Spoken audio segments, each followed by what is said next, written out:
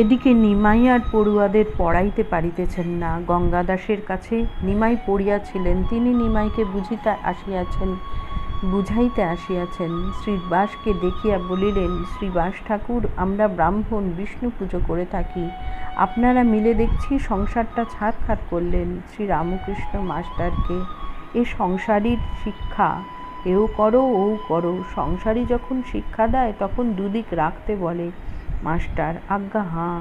গঙ্গাদাস নিমাইকে আবার বুঝাইতেছেন, ওহে নিমাই, তোমার তো শাস্ত্রজ্ঞান হয়েছে, তুমি আমার সঙ্গে তর্ক করো?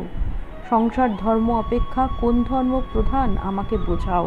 তুমি গৃহীর মতো আচার না করে অন্য আচার করো কেন? শ্রীরামকৃষ্ণ মাস্টারকে দেখলে দুই দিক রাখতে বলছে। মাস্টার, আজ্ঞা হাঁ।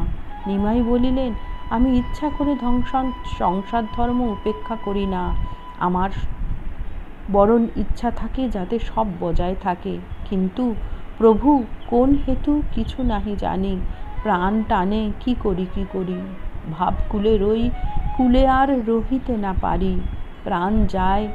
প্রাণ ধায় বুঝালে না ফেরে, সদা চায় ঝাঁপ দিতে অকুল পাথারে। শ্রীরামকৃষ্ণ। আহা, জয় ঠাকুর।